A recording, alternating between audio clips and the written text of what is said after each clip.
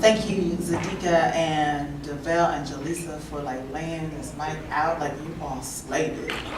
And Dom, put your thing down as always work. And I'd like to give a big ups to Brent Crampton on the turn. Because the Rebel happens in his space. And we're really blessed, Michelle and I, to be in that space to create a platform for not only lovers of words, but artistic expression can happen where people can come together and weave ideas, words, opportunities, and love. So I give thanks for that. Yeah, so my name is Felicia Webster. And I also go artistically by Withlove Felicia. So if you're looking up Felicia Webster somewhere, you may find me. That's cool, and that was my name.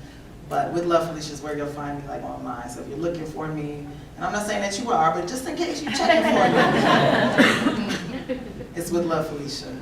And let me give you a little background on that. I just like doing that, just because you know how back in the day we used to write letters to people. So I used to sign my letters with Love Felicia to my boo over in Paris that played international basketball. And so I decided to keep it. And I want to thank him for that, because also out of that came Rebound, that piece that I just did that was called Rebound. He gave me that too. He's so awesome.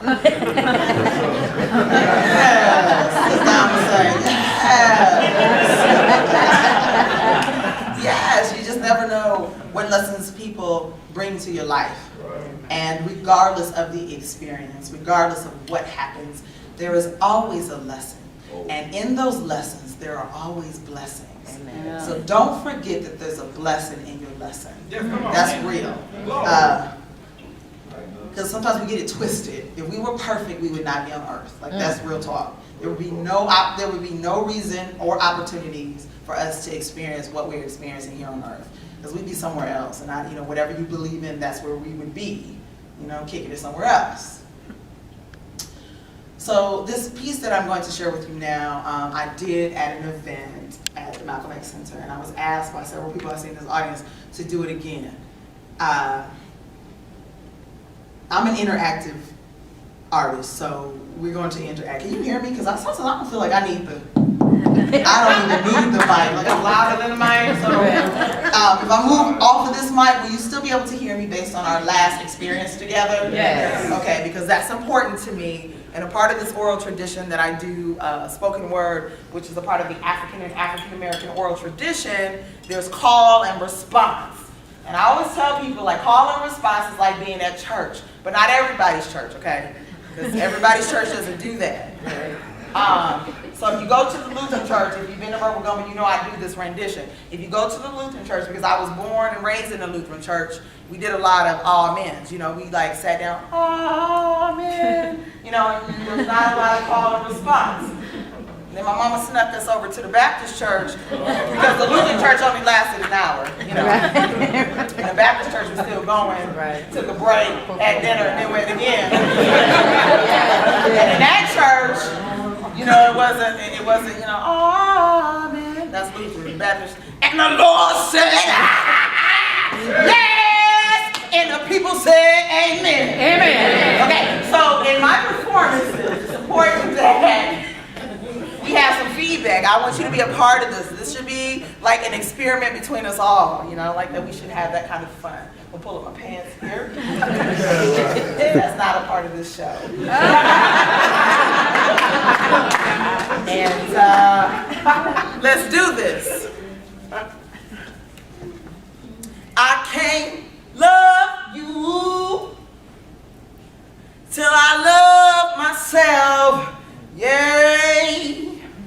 And I can't be with you, boo, till I get some soul, so help, hey. I like to touch it and I want to taste. But if I taste, I ain't trying to waste. Damn thing. So I can't love you until I love myself, hey. And I can't be with you, boo. I hear that harmony.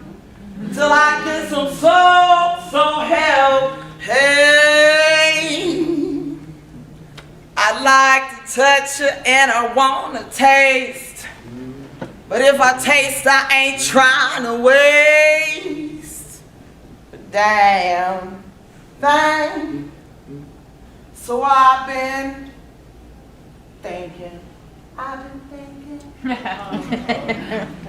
You've been looking at me and you want some, and I want to give it to you. I want to give it to you.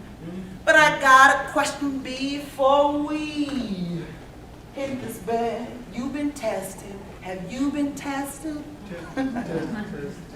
I know you want it, baby. I see it in your eyes. This is a blessing. This is a blessing. So let's head on down to the clinic, 'cause I want you right now. You looking good to me, Daddy, and I want you right now. If she'll let me do it, baby.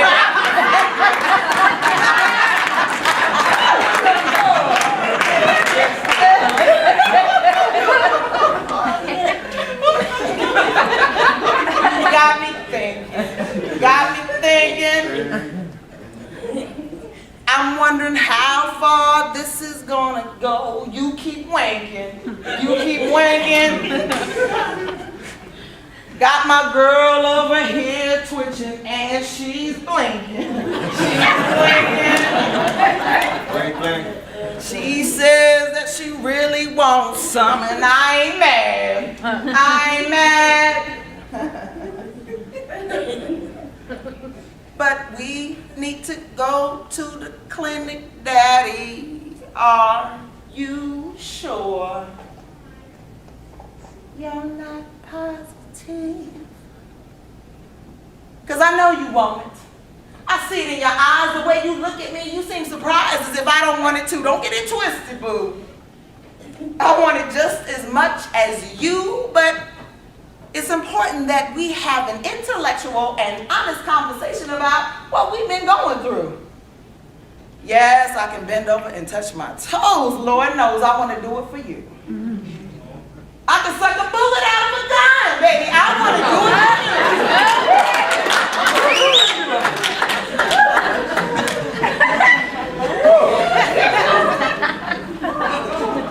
But these are the kind of conversations we need to have because not here. Did you need me to say it again for you? It's important that we have these kind of conversations because nowadays people don't want to talk and they want to jump right in bed, give head, and don't think about what was said until the morning after.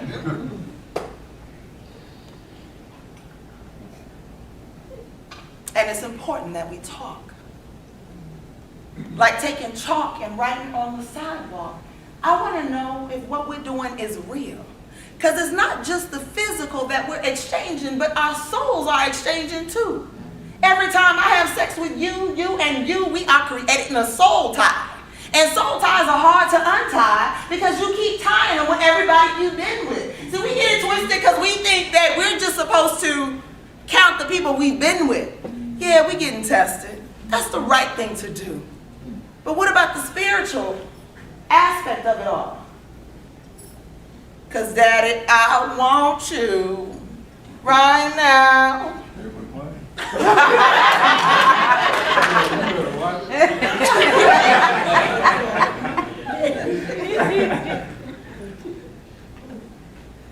And I might want her to.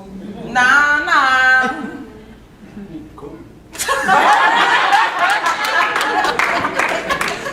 Did I say it was getting hot here? But let's get tested. Let's get tested. Don't want to feel like I've been taking my body for rejection.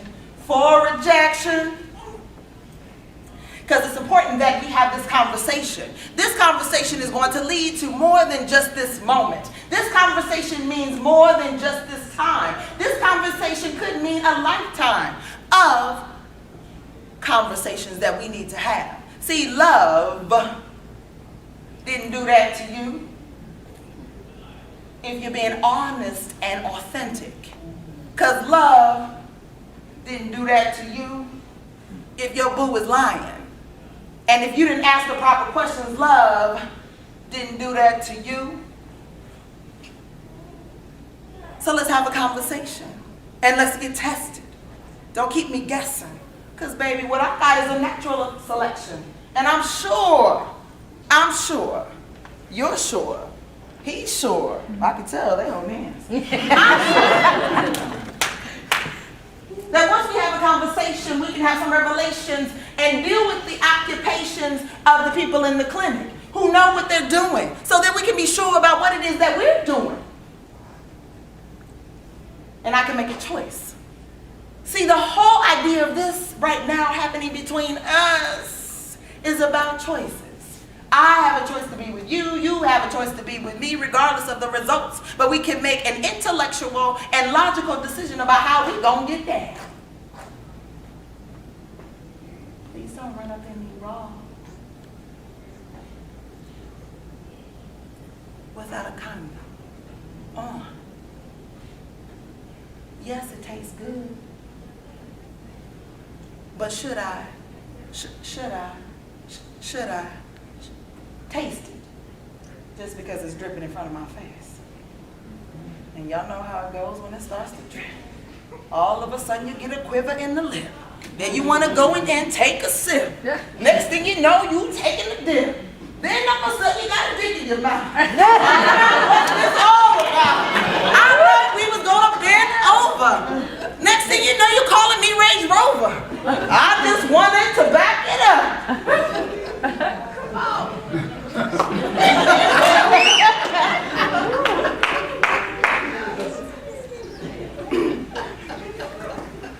Commercial break.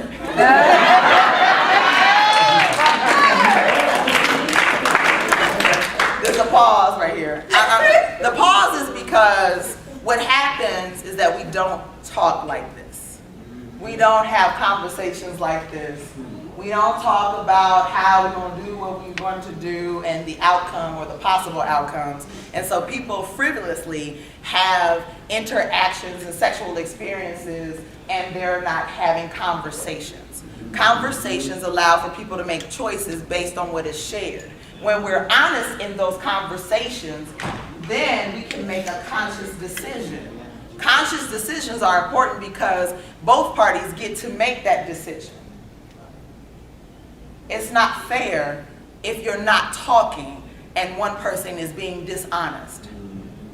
Regardless of what you have, it's not a lifetime death. But in me making a choice, I should be able to know the truth just as well as you. So I know that I can be raw and uncut sometimes, but I do it for a reason. Because once we start having these conversations, people won't be scared.